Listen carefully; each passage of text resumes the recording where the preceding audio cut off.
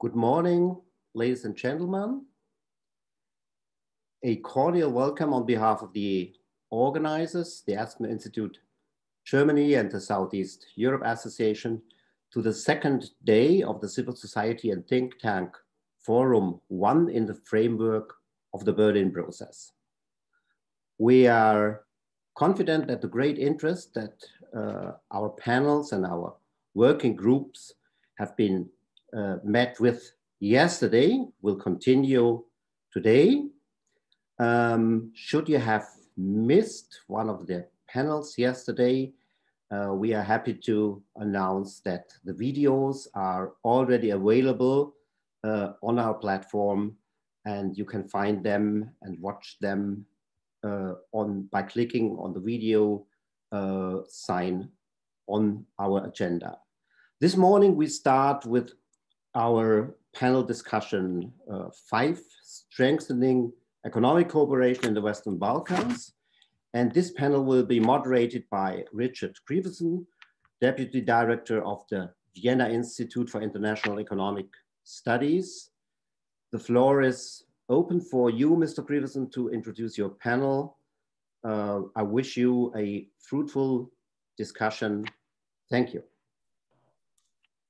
Thank you very much. So hello, welcome also from my side. I'm Richard Grieveson, Deputy Director of the Vienna Institute for International Economic Studies. And it's my pleasure, great pleasure to chair this panel today. I think it's a great panel and a very interesting topic. We are tasked with, in the next hour, discussing strengthening economic cooperation in the Western Balkans. I think this is a very important topic. It's always been an important topic, but maybe even more so in light of the COVID pandemic. And I'm interested also to hear what the speakers think about how the last year or 18 months has changed this whole discussion. Our task in particular, as you see from the agenda, is to discuss the common regional market. So the new initiative from the end of last year and how that can contribute to deeper regional economic integration, also economic development in the region. We have a really, I think, interesting panel with a really complementary, I think, focus and expertise as well. And so I think it will be especially interesting to hear the exchange. I would like to introduce them briefly before we start. So we have State Secretary Claudia Dörr-Voß from the German Federal Ministry for Economic Affairs and Energy. We also have Tanja, the Deputy Secretary General of the Regional Cooperation Council, of course, a very important body in this whole process. And we have Silvana Mojsovska, from the Professor of the Institute of Economics, University of SS Cyrils and Methodius, I hope I got that right, in Skopje. A bit of housekeeping before we start. So we only have an hour, so it's quite tight time. We're not going to have PowerPoints or anything like that. We're going to go straight into the questions. I will ask a question of each of the panelists first, a more general question to lead us into the debate, and then we will turn the floor straight over to you, the audience, for your input and questions. You have two options if you want to ask questions. You can either raise your hand and turn your microphone on and ask the question, or you can type in the, well, if you have this in English, in the Q&A, if you're in the German-speaking world, in the F&A box, you can type your question. I can see them all, I will read them, and I will try to group them and ask them of the panelists. So I will start with a question for the State Secretary, for Ms. Dörr-Voß. We have the new initiative on the common regional market. Of course, Germany plays an important role in that. You are, as we know from this whole event, playing a very important role in particular this year. What I wanted to ask you to start with was, we know in the past a key challenge in all regional cooperation initiatives in the economic sphere especially, or well, not only in the economic sphere, has been this potential issue between regional economic integration and European or EU economic integration. It seems, reading the text and what came out of the new initiative at the end of last year, there's quite a focus on trying to think about this issue and try to address it in the new plan. Do you think that this challenging issue has been addressed in the new plan, and how do you see this process moving forward? Yes, thank you very much, Richard, and hello to everybody, to my co-panelists, all ladies, which is very rare, if I may say so, and to ladies and gentlemen all around Europe, at least, I assume, maybe even further ahead. Good morning to everybody. Yes, I mean, you have been addressing the question on the common regional market and how this can bring things further. Well, I think it is the right approach. It can be a catalyst for more economic integration of the Western Balkans into Europe and specifically into the single market. Of course, we have tried already before, yes, but I think if we look at the economic structures in the Western Balkans, there are, of course, at first similar economic structures of all the Western Balkan countries, because they concentrate still very much their economies on agriculture, on medium tech manufacturing, on state-run energy sector. But on the other hand, they are all at different stages of their transition into a well-functioning market economy. And in that respect, I can see, and experience shows to me, that if countries succeed in attracting investors by consistently continuing reforms, then they will also manage to diversify their export portfolio. And if that happens, they will be able to integrate much easier into intra-regional trade, which then gives them much more economic ground to be integrated in the value chains with Europe, with the EU 27, and in that respect into the single market. So I see this common regional market initiative very positive. Of course, it cannot be the only solution to bring the Western Balkans closer to Europe, because we have to see it in the context of a mixture of instruments, if I may call it. Because it is quite clear that, I mean, over 70% of the trade of the Western Balkan countries is with Europe. So we have to make sure that we at the same time continue helping the Western Balkans via EU instruments, and if I may say so, also with a helping hand from bilateral countries like Germany in that respect. And as you know, we have a long-standing history of now 7 years in trying to give advice to Western Balkan countries. The whole Berlin process, of course, initiated by Germany, as the name tells us. And I could be more precise in outlining all the ideas and initiatives we have been putting on the table, starting from our purchasing initiative, for example, our skills export program, our administrative cooperation programs where we can offer on the ground help to the Western countries in order to get their reforms done, in order to get, for example, their competition authorities into a right shape. So there is a series of things which I would see all together in one basket, a mixture of instruments, as I call it, of which the common regional market is one, and an important one, but not the only one. Okay, thank you. I will turn now to Tanja Miščević from the Regional Cooperation Council. I mean, if we look back through the last couple of decades of regional cooperation initiatives, including in the economic sphere, we see a lot of successes. We see a lot of good work done, of course, maybe especially by your organization. But we know also that there are still barriers. There have been difficulties. There have been some disappointments. In your opinion, I mean, what are the main issues? What are the main challenges in terms of going further with regional cooperation? Do you think that these are adequately addressed? Is the current approach the right approach now? And do you see maybe, and this is an interesting question, I think, can the pandemic help in a way to break down the remaining barriers? I'm thinking about the green lanes, for example. I mean, could some positive come out of this, do you think?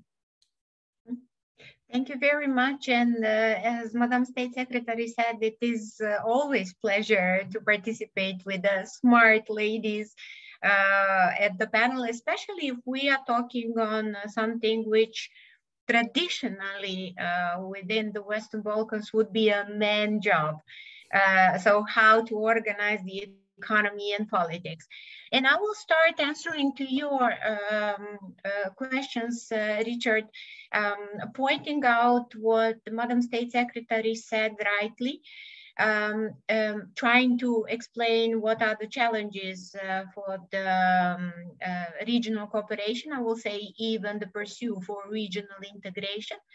And that is our understanding that I hope now we are start to clearing up, that the regional integration is a replacement for the European integration. That means that if we cooperate and even integrate in the region between the Western Balkan six, that will jeopardize each and every of the European integration path. That means the pursuit for the membership, which is absolutely not true.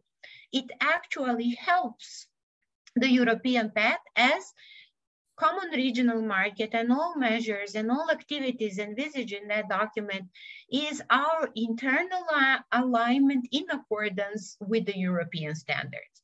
So that means if we are progressing in creating internal regional market, we don't have any other standard but to borrow the standards existing for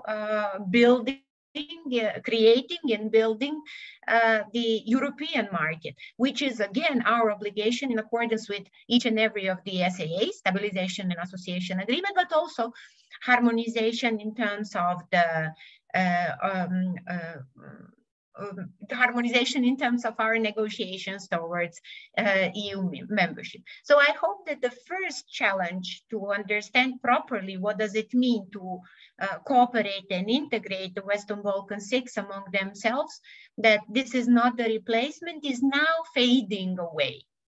The second big challenge is then going hand in hand with this, uneven level of European integration of the Western Balkan six. And that's why you can hear the leaders of each and every of the Western Balkan six economies asking for advancement in the negotiation process for others. So they are meeting regularly and they are calling now for opening of the negotiations with both North Macedonia and Albania, also upgrading the status in terms of Bosnia and Herzegovina, and again visa liberalization for Kosovo. That is something which also proves the ownership of the process, which is extremely extremely important development.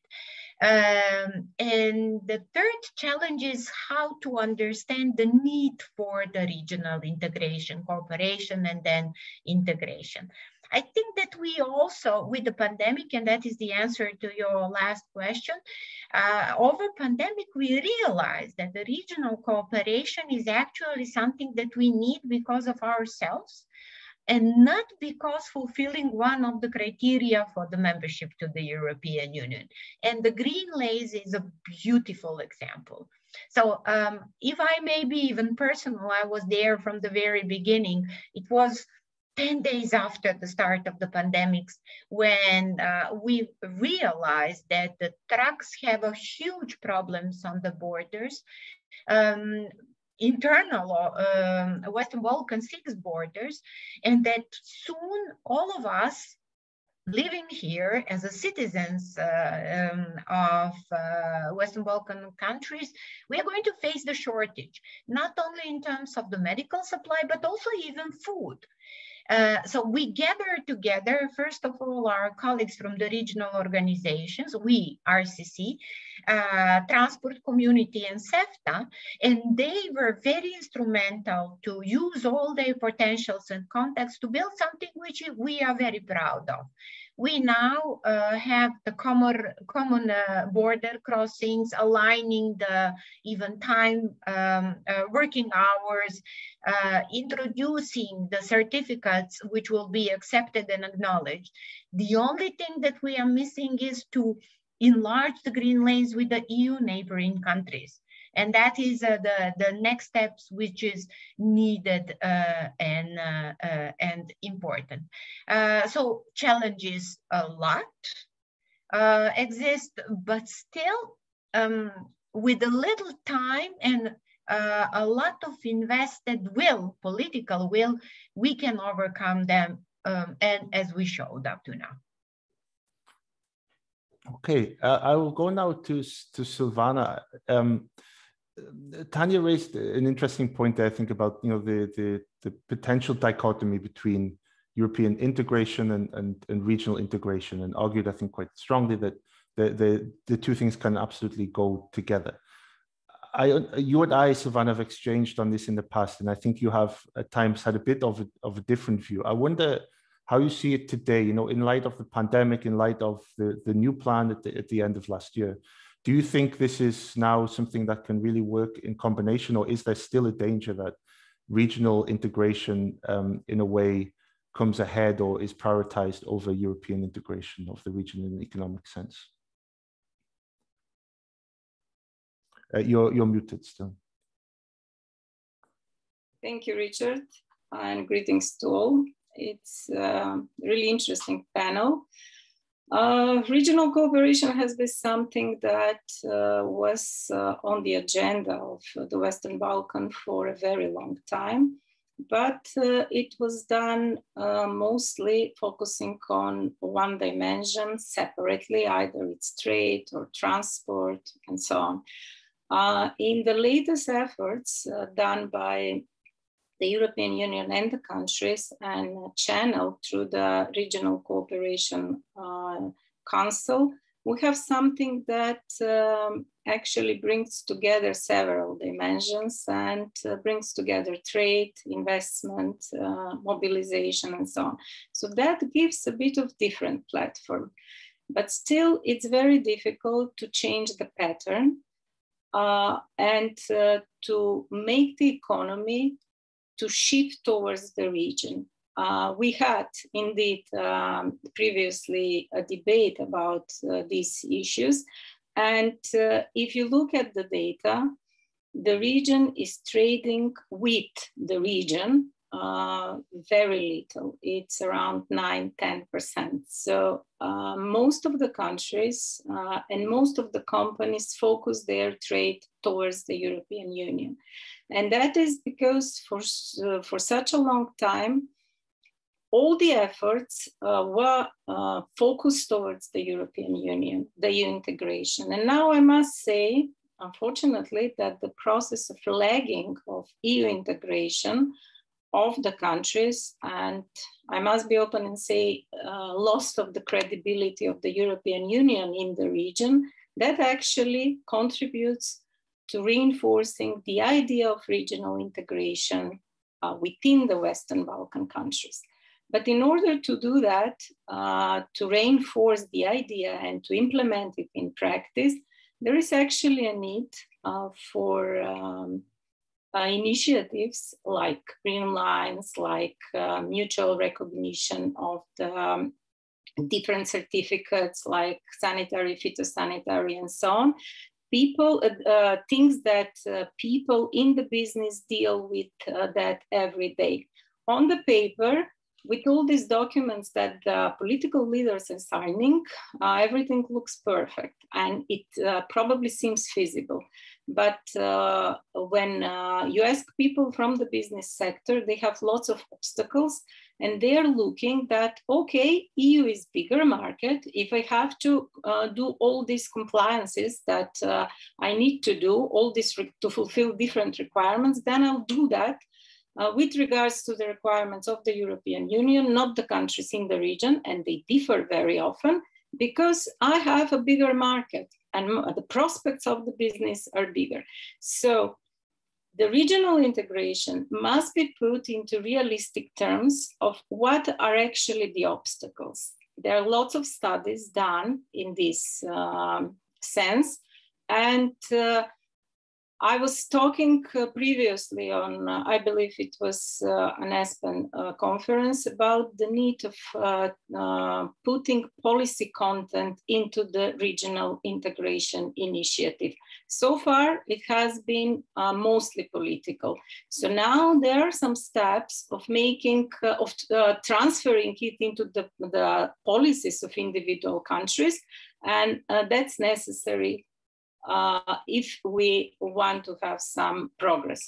On the other hand, another thing is important, and that is there is need of certain change in mindset of people, of politicians in the region, because in the investment dimension of the regional cooperation, there is an idea to align the investment policies of the countries. But then on the other hand, if you ask the politicians in the countries about their investment policies in attraction of foreign investors, they will really mention the region. They're always thinking as a country. So this connection must be done. And in order to do that, I think the region needs to use all the resources it has. So changing from the political to policy content, according to me, is still the major challenge in order to make the regional integration working. But personally, I don't think that these processes are actually contradictory, but they are not perceived like that in the region. And that is something that should be changed. Thank you. Thank you, Silvana. I think you raised really a very interesting point. There are some questions starting to come through, but I would actually like to put this back to the other speakers first, because I think it is very important. So, I mean, if we look at the surveys, the Balkan barometer, we see among people in the region a very strong buy-in for regional cooperation. It's very popular everywhere. But Silvana's raising the issue of the buy-in. I mean, you mentioned a bit the business community, but then also the political elites, the full buy-in to this process. I mean, how much of an issue is this, and how can we address it? I would put that first to State Secretary Dörr-Voß, please. Thank you, Richard.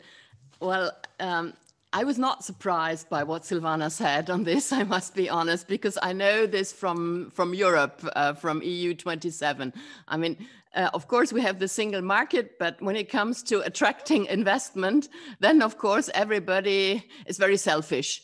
And we're trying to compete for the best investment conditions, of course, in line with the state aid law. I mean, this has to be kept in mind. But still, as you can see, there is some competition. So if we transfer that to the Western Balkans now, okay, I think we have to live with some sort of egoism. But still, when we come to the point that working together in regional economic cooperation means, economically speaking, more benefit to all of them, then I think we've done it. What do I mean in concrete with it? Let's say we have an investor who would invest in Serbia in opening up an investment for the product X, and then he needs as a supply chain, let's say in Albania, for bringing the spare parts of product Y, then of course people will understand that, yeah, there is an extra benefit for the region if they work together. I mean, this is for me and Silvana can probably as an economist prove that much better than I can as a lawyer. But then I think there is the win-win situation for everybody, which could overcome such egoism. Okay, and Tanja, please, yes. I could not agree more with what Silvana has started to discuss here. I think that we discussed already that pursuing the policies is still novelty for us. We still do not grasp here in the Western Balkans that we are supposed to create policies and not to be driven by only European policies in that respect. But on the other hand, that is what actually Common Regional Market as an action plan is all about. To align ourselves, I mean, internally within the Western Balkans. So in order to offer the relatively equal opportunities for the investors, we first of all have to monitor the situation with the investment climate in the region, which is one of the obligations according to the Common Regional Market. And then to try to offer the same possibilities for the investors in each and every of the Western Balkan states. But much more than this, according to the action plan of the Common Regional Market, very important things, and that is the reason why I'm now in Tirana, and immediately after this meeting we are going to discuss the mutual recognition of academic qualification and qualifications. That means that my diploma from Belgrade would be recognized immediately wherever I am in the Western Balkans, which is a huge novelty for all of us. It's not only the university diploma, but also certificates of any type. For instance, I know that you are aware of the fact that we are lacking the constructive workers in the region. So commuting now, it's not easy. So we cannot borrow the constructive workers from Albania to work in Bosnia because there is no condition. So we are working in terms of creating a common market, but as the European common market, it cannot be created overnight. There are a lot of moves and elements that has to be aligned among ourselves in order to progress and fully use this capacity even for the investors. Okay. I'll come back to Silvana for one more question before we go to the floor.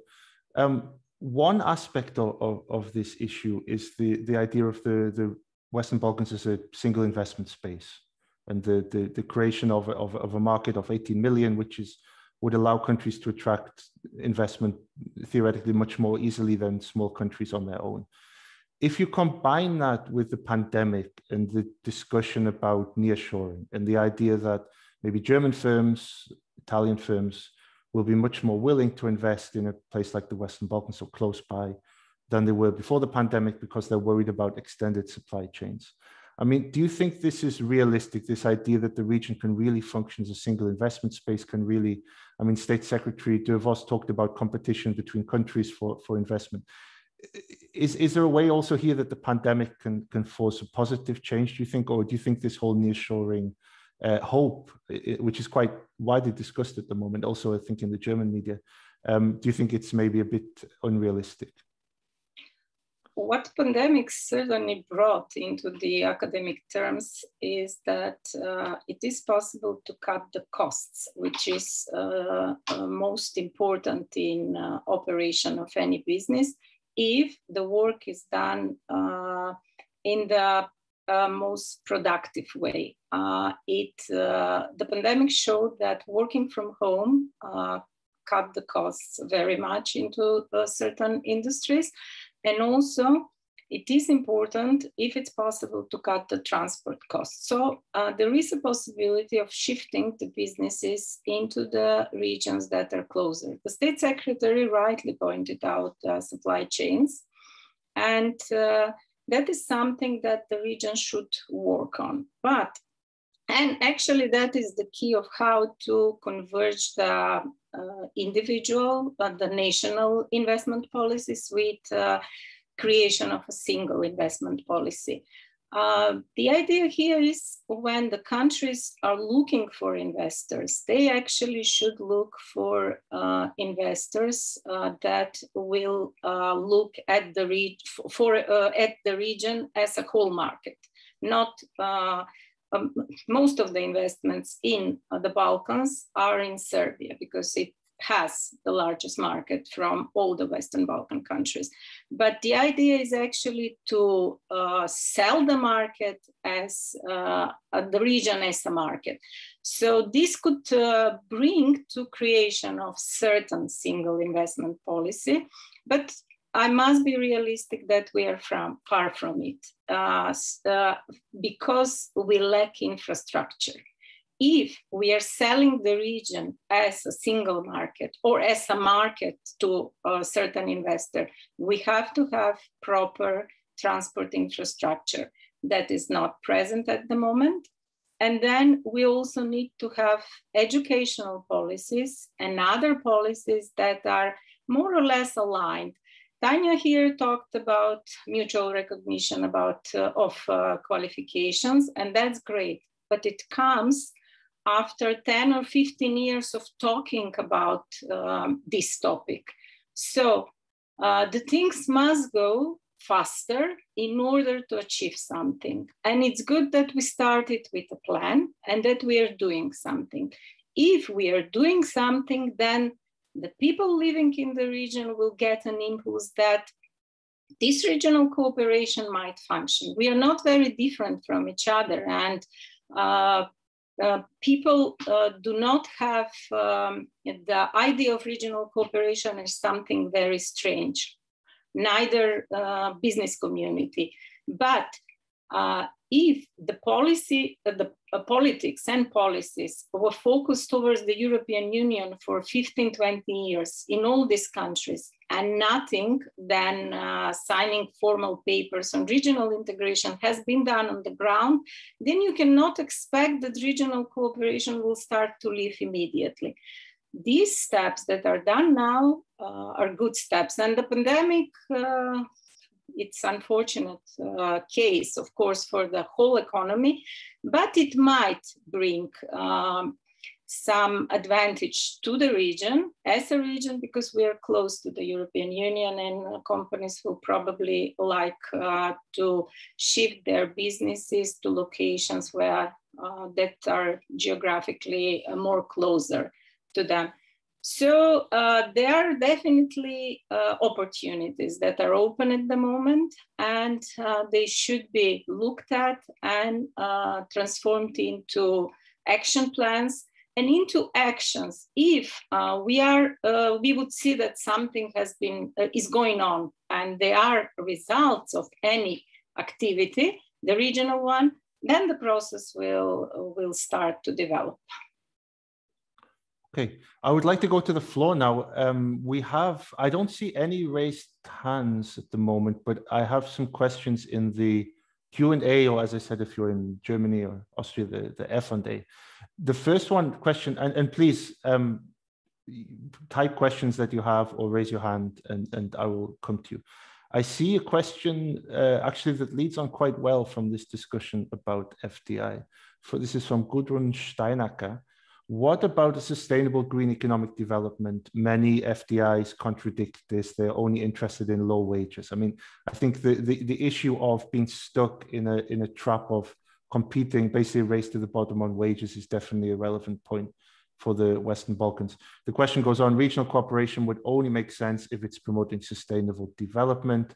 Construction of small hydropower plants is very detrimental to the unique biodiversity of the region, as well as increasing industrial agriculture, mass tourism, deforestation, phenomena also fostered by regional cooperation. Maybe I'll come first to State Secretary Dörr-Voß on this. How would you respond to this question?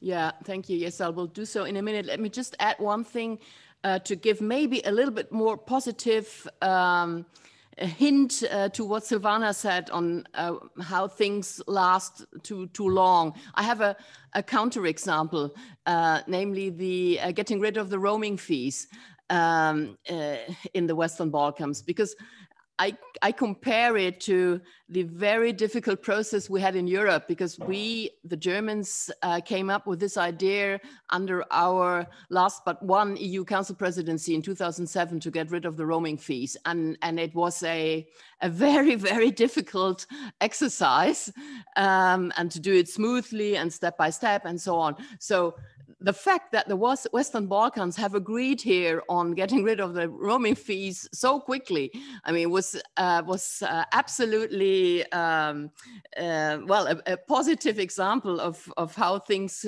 can be done. Okay, now I'll come to the question on greening and sustainability.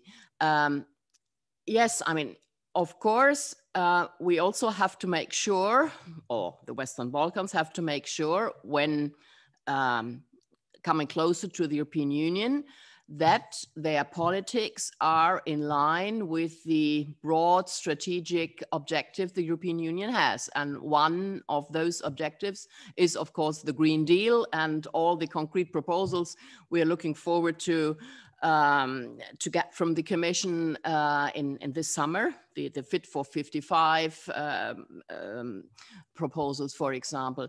So our idea in Germany, in the continuation of the Berlin process, is to talk about this green agenda in the Western Balkans at the occasion of our business conference on June 30th.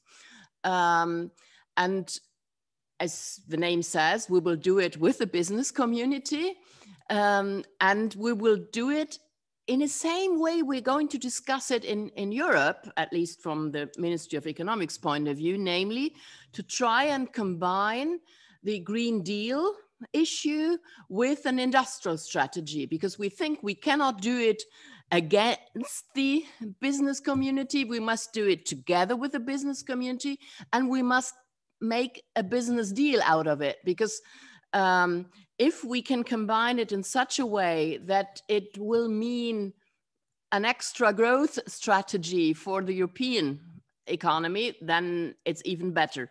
So just to tell you that the same, what we are going to discuss in Brussels for EU27 will also be to be discussed with the Western Balkans and the business community on June 30. So yeah, here we are.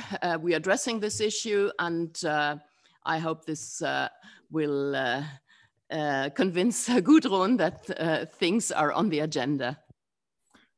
Would Tanja, Silvana, would you like to comment on this question of sustainable green economic development in combination with FDI? Not on FDI, but sorry, Silvana, if I jump in, you wanted to say, huh? Okay. Not on the FDI, but on the green. Let me just remind all of our participants and people that are listening to us on Green Deal for European Union, the document that was endorsed back in 2018, if I'm not wrong, and that also calls for the Green Agenda or Green Deal for the Western Balkans. And that document has been endorsed. And as a document, it's important to state that so the Western Balkans 6 agree to follow the Green Agenda for the European Union, which means fully decarbonize Europe until 2050, with all measures that, of course, are needed to be achieved in that respect. So it's not only decarbonization, not only huge task, but also introducing new areas like the recycling, like the biodiversity, and working on this. And of course, the green economy, which will be the basis, and that is the answer to the question, which will be the basis for applying for working in the Western Balkans. So the obligation to assess all plans for developing industry will have to have the green light from the environmental ministry in each and every of the Western Balkan 6 and be in accordance with the green agenda. Just one sentence, we are continuing working with the Western Balkan 6 in order to devise a plan for this. And we hope that during Slovenian presidency, we are going to, Western Balkan 6, of course, not the RCC, are going to endorse that plan to how to achieve 2050 in that respect. Okay, Silvana, please, you wanted to add something? Well, I'm very happy to hear what State Secretary said, that EU is also putting this on the agenda with regards to the integration process of the Western Balkans, and Tanja already explained the initiatives, so it's a very important issue. And I would just add that a bit of more focus should be done on the implementation of the policies that are already existing in the countries, because there is a lot of harmonization of the legislation with the EU already done in the national legislation in all of the countries, I believe. But when it comes to the implementation, there is maybe there is need of specific assistance of the European Union in order how to do it, in order to attract good, clean investors instead of investments that are actually polluting. So that would be the addition. Okay, I think there's a lot more we could say on this. It's a very interesting topic, but I see now a few more questions and I don't want to stop anybody asking that question. So I see one more in the chat, which I will ask first, and then I see two raised hands, Kori Udovici and Jalica Minic. I will come to you afterwards. So the next question in the chat: how do the panelists see economic cooperation of the Western Balkans in light of the mini Schengen initiative? So we have discussed various aspects so far, but not specifically mini Schengen. Maybe Tanja, I would come to you first on this. Openly, honestly, we still hear a lot of mixing between mini Schengen and the common regional market. Basically, common regional market was created as the plan, listening very carefully the need and the idea that was raised back in 2019, if I'm not wrong, from three countries, regional countries, three countries from the Western Balkans, that they spoke about for freedoms, but putting the emphasis on the free movement of people. The problem with the mini Schengen was that it was not inclusive, so it was only half of the Western Balkan 6. And listening very carefully, what were the needs? We incorporated all of those needs for freedoms into the common regional market, but plus we added also other things which were needed, like the digital, like the investments, and of course green agenda, which was created up to now. So why we still have this mixing of the initiatives? As my personal feeling, I don't mind whatever you would like to call it, the common regional market activities, if they pursue the activities, that is the most important, and if they deliver the result. But we also have to acknowledge the fact that mini Schengen is, excuse my French, much more sexy than common regional market on the road towards the European integration. But help me with this English saying, it's not important the color of the cat if it catch the mouses. So for me, it's important to work on the deliverables, to work together, all Western Balkan states with the regional organization and together with Germany in preparing the summit, Berlin summit, which we hope will be another step forward for endorsing the necessary, the important measures. Thank you. State Secretary, I saw you're nodding in agreement. I mean, it is more sexy, that's true. I mean, everybody remembers and everybody understands exactly what it means, but the point, I suppose, is also that, as Tanja said, it needs to be inclusive, it needs to involve everybody. Yeah, you're right. Exactly. Yeah, I was nodding twice. I think the one was on inclusive, as Tanja said. Indeed, that is very important to us.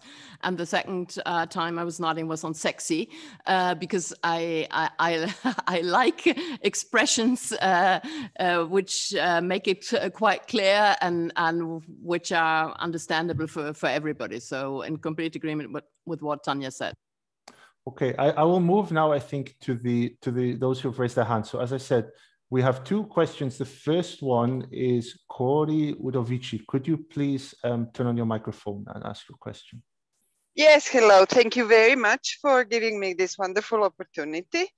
And I really enjoyed everybody's discussion, but particularly want to congratulate Professor Mojsovska on emphasizing the importance of really focusing on policy, on change on the ground, and not only on politics or not mainly on politics when looking at the regional integration. And in that, I would like to just ask a question. It bothers me, it worries me that our research shows, and I'm speaking of the Center for Advanced Economic Studies, that the efficiency-seeking FDI, by its nature, by the nature of what the global economy is today, usually needs very little local inputs. They come, employ people, employ very local companies for basic support, fixing the premises, building the premises. But their economic activity is global, and it flies over the region. And their presence is unlikely to contribute much to integration. There are efforts, when I say integration, on the ground, having more people trading between themselves across national borders within the region. That's what I'm talking about. And yet this is the most desirable form of foreign investment. We can discuss what the contributions and the risks are of foreign investment that's market seeking. I'm not going to go into it. So my question to you, and I am asking it both to Professor Mojsovska, as does she see a potential and what kind? And I'm asking also Ms. Miščević, hello Tanja, how much has the RCC thought about this? Is what and how much can be done to promote real structural, practical regional integration on the ground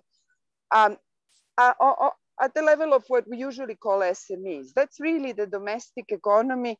Very small SMEs obviously cannot be looking much across the border, but there is a growing constituency of domestic capital, still really SMEs by international standards, but often employing more than 200 people, that could probably be sourcing and integrating more across regional borders. And I just wonder if this is something that you see as a path of potential. Thank you very much. Thank you. Very good, very interesting question, I think. Silvana first, please. Thank you, Ms. Udovici. It's really, really important question because most of the investments in the region are so-called outward processing, and they're using here mostly the labor as an input, while local inputs are rarely used. How to respond to this?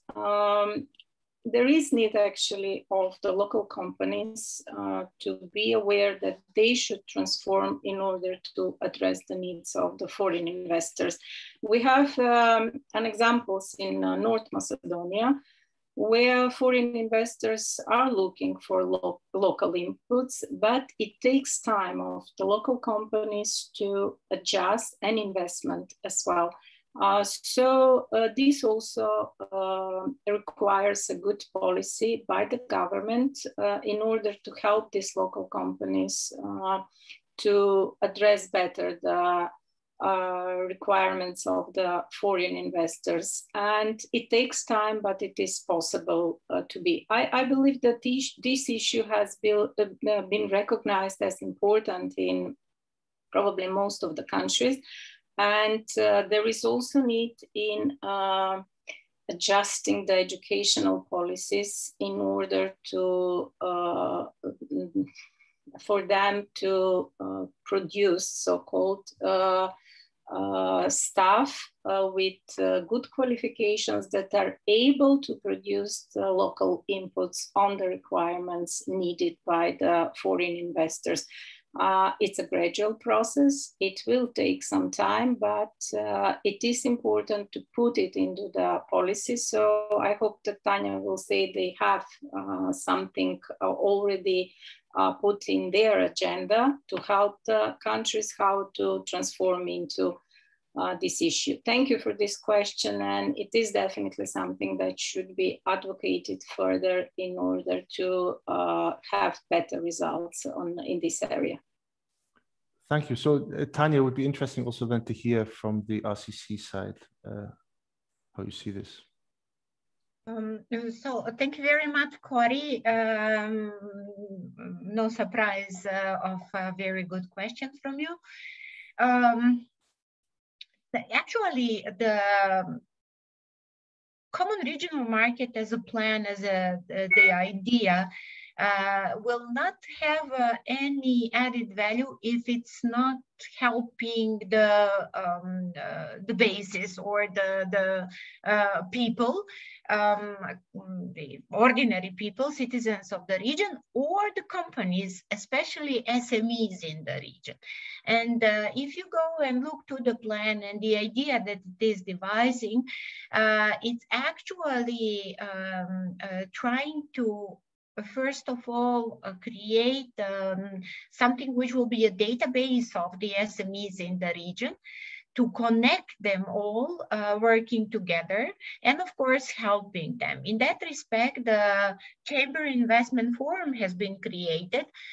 So all of our 6 chambers united themselves or cooperate much closer under the umbrella of the Chamber Investment Forum, which is the organizational side of that help and support to the SMEs. Actually, they were the one that promoted the region and the companies from the region in London. If I'm not wrong, it was 2019, beginning of 2019. Unfortunately, because of the pandemics, it was not possible. And if I'm not wrong, they are going to promote the potentials for working together with the Western Balkan SMEs in Dubai fair very soon.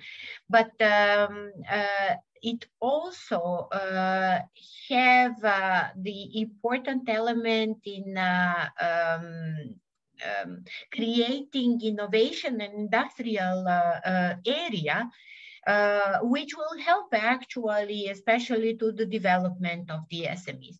And last, but certainly not least, it lays, or it is based on the European investment program that we did not mention up to now, which has been devised not only to develop the connectivity, big connectivity projects, but also it has funds for supporting development of the SMEs too, together with the COSME program that we are all from the Western Balkan 6 are eligible. So helping them organizationally, it's in the hands of the common, it's a KIF Chamber Investment Forum, but also in supporting them to use the possibilities of using funds from the European Union.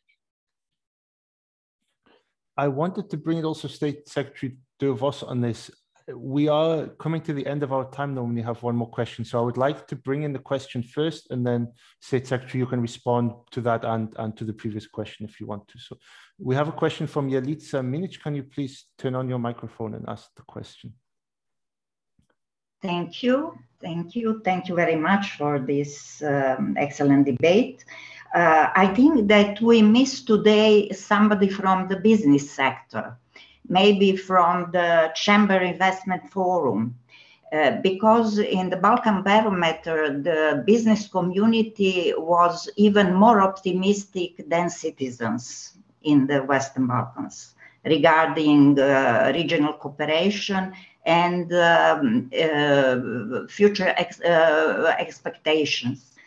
It is also very indicative that after 100% taxes that Kosovo raised for products from Serbia and Bosnia and Herzegovina, in Serbia-Kosovo trade, after removing the taxes, trade recovered very fast, up to 70% of the previous level. So it means that there is a rather vivid business communication in the region. But there is the saturation of the trade flows in the region. And we need regional value chains and value chains, European value chains, to be installed more strongly in our region if we want to have a new step of regional cooperation at a much higher level. Because only trade is not enough. We have to look at the process much more widely. And just comment on the mini Schengen. It was a device in the period when regional cooperation, especially regional trade, was practically mostly blocked in the region because of the 100% taxes, at least between Kosovo, Bosnia, Serbia, but also problems in CEFTA. Then it was some blocking moves to other regional structures. So mini Schengen bought the time. Mini Schengen is no more necessary. So the common regional market is fulfilling the role of mini Schengen. But mini Schengen achieved something. It openly raised the issue of regional labor market, and the regional labor market is the problem that we are going to face even more, and also helped facilitation of border crossing, especially between Serbia and Macedonia. So shorten the time, one-stop shop, etc. So joint border crossing, and it showed, it demonstrated how useful it could be for the regional trade. So there are some results of mini Schengen, but mini Schengen is no more necessary.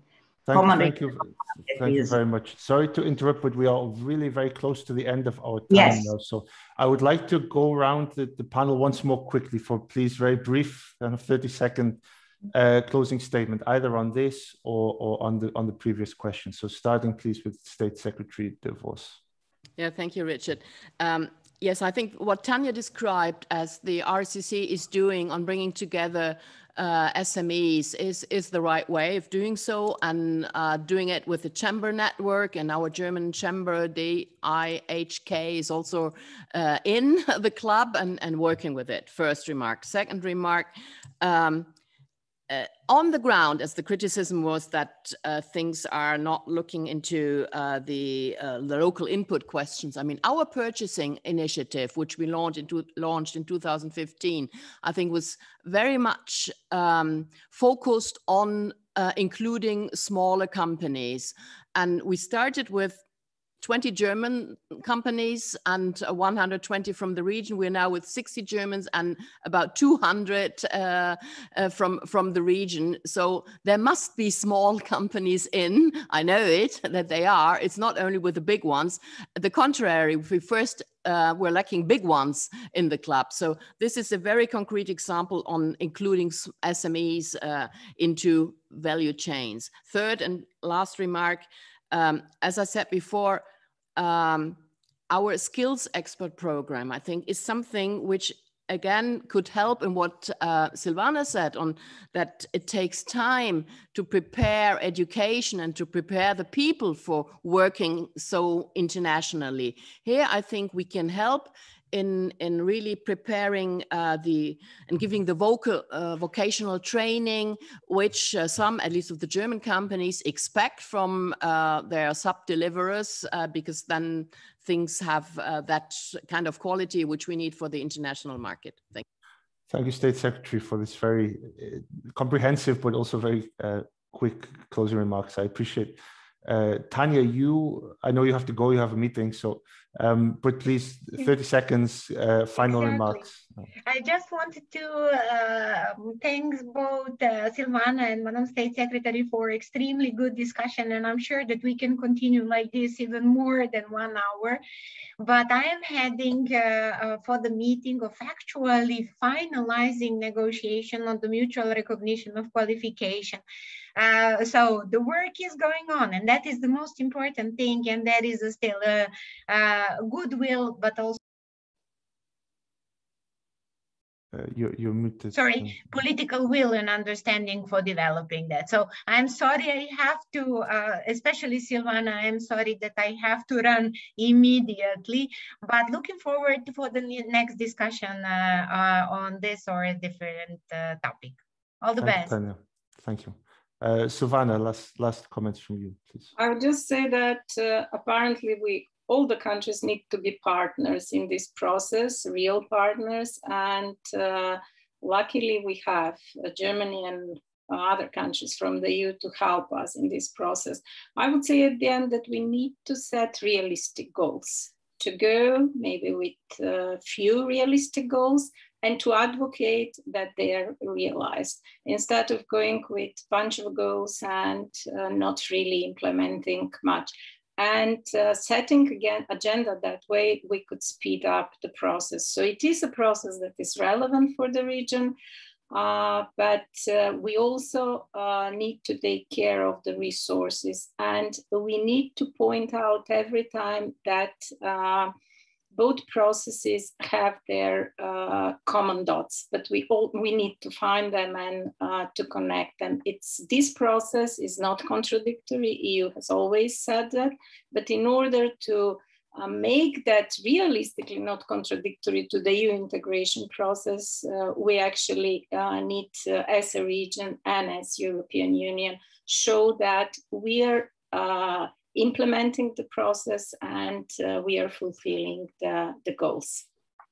Thank you, Silvana. So I'm sorry we went 3 or 4 minutes over the time, but I think it was really a very interesting discussion. I want to thank all the speakers, excellent comments. It was really enlightening. We could have gone on, I think, really for a lot longer.